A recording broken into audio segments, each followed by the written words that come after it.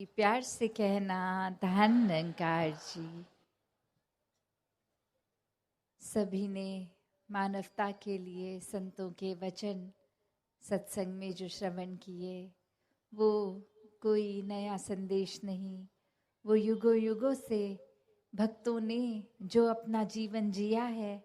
और जीते जी अपने कर्मों से, अपने वचनों से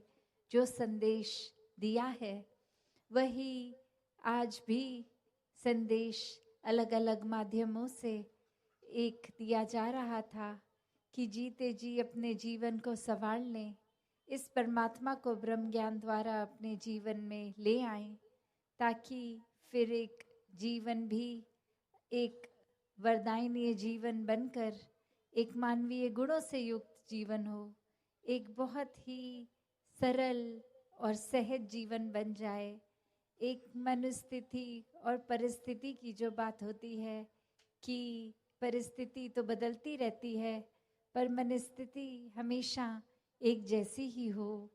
क्योंकि जिनके दिल में, जिनके मन में, जिनके हर पल में ये परमात्मा है, वो फिर परिस्थिति से नहीं अपने आप को बदलते, वो तो फिर थम गए। वो अपने मन को टिकाकर एक वो 24 घंटों की जो मेडिटेटिव स्टेट है कि कोई कार्य कर रहे हों, ध्यान परमात्मा में ही है, तो ऐसा जीवन संतों का रहा है और अभी भी इसी तरह जीने का संदेश। और वो संदेश क्यों?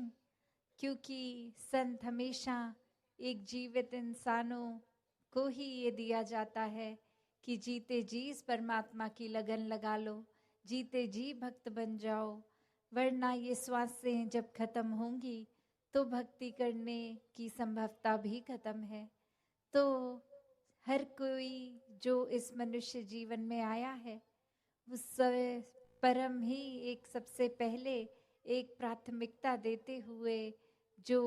एक काम करना है, वो अपनी आत्मा का नाता इस परमात्मा से जोड़ना है। तो कैसे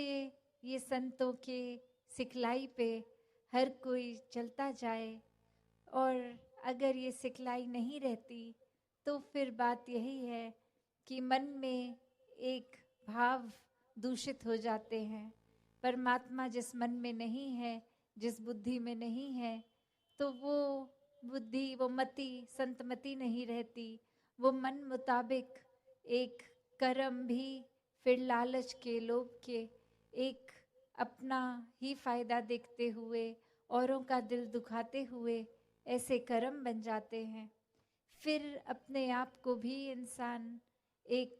बहुत ही सुपीरियर मान लेता है, ऊंचा मान लेता है, अहंकार मन में रख के एक ऐसी सोच ले आता है कि हमसे ज़्यादा प्रथम और कोई नहीं। तो एक शायर ने भी जिस तरह लिखा कि घरों के बाहर नाम थे, नाम के आगे ओहदे थे, बहुत ढूंढा कोई इंसान न मिला।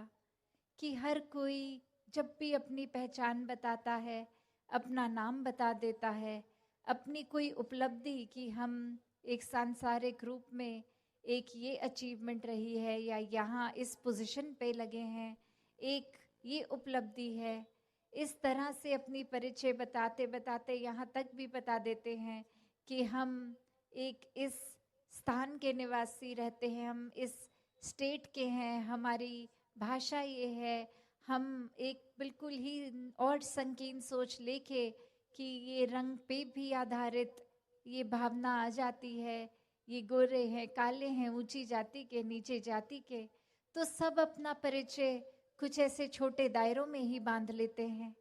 जबकि ये परिचय क्या है असली इंसान का, कि ये इंसानियत ही असली परिचय है। तो एक सिर्फ नाम होना, एक इंसान का शरीर होना, एक परिचय इंसानियत का नहीं, वो मानवीय गुण इंसानियत दर्शाते हैं। जो एक परमात्मा है, एक निराकार, जो भी नाम से बुलाएं,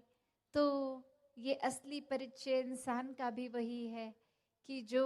इंसान के शरीर खत्म होने के बाद भी बचता है, ये आत्मा, ये परमात्मा की ही अंश, ये लगन, ये एकत्व होना, इस आत्मा का परमात्मा से वही असली परिचय है कि जब इस परमात्मा की कोई जात नहीं, जब इस परमात्मा का कोई एक उस रूप में निवास हर जगह ही है, तो कोई तंग दायरे में एक ही जगह कहीं नहीं, हर जगह है ये। तो फिर इंसानों ने क्यों अपनी सोच संकीर्ण बना ली है, खुद को इतना एक कम दायरे में रखकर सोच वही, जैसे वो उदाहरण भी आता है कि कुएं में जो मेंढक होता है तो उसको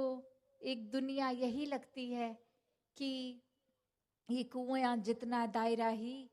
है दुनिया, उससे आगे कुछ नहीं। तो इंसानों ने भी ये सोच लिया है कि हम जहाँ पे हैं बस वो सोच भी वही, वो दिल भी वही, कि बस दिल को भी और दीवारें खड़ी करी जाएं। सिर्फ जो हमारे जानकार मित्र या हम जैसे दिखते हैं, हम जैसे खाते हैं, वैसे खाने वालों के साथ ही हम अपना नाता एक भलाई का रखेंगे, एक अपनत्व का रखेंगे। बाकी जो हमारे जैसे नहीं, कल्चर के या रिलीजन के, उनके साथ हम भेदभाव करेंगे, नफरत करेंगे। पर बात वही कि जैसे एक मेंढक की वो जो हकीकत थी, पर अगर वही मेंढक पहले उस कुएं में थोड़ी छलांग लगाए तो एक छोर से दूसरे छोर भी पहुंचेगा, और फिर एक समय बाद वो छलांग इतनी लग जाएगी कि वो कुएं से बाहर धरती पे, और चलते चलते वो फिर एक समय वो लिमिटेड कुएं का पानी नहीं, एक विशाल सागर के आगे भी वो मेंढक खड़ा होगा कि वाकई ही एक सोच, एक दृष्टि कितनी छोटी पहले, और अब ये कितना असीम रूप, एक कितना वास्ट रूप। तो ऐसा ही इंसानों ने अपनी दिल में, बुद्धि में सोच बसानी है कि जब परमात्मा ही इतना विशाल है तो हम इतनी संकीर्ण सोच ना रखें, हम हर एक को अपनाएं, हर एक से प्यार करें। ये प्यार बनकर ही प्यार बांटना संभव है, और एक बार जब परमात्मा से प्यार है तो परमात्मा की बनाई हर रचना से प्यार है। फिर इस रचना में कोई भेदभाव नहीं, कोई नफरत नहीं। तो दासी और समय ना होने के कारण इन्हीं शब्दों से अब आज्ञा लेगी सात संगत जी, दानंगा जी।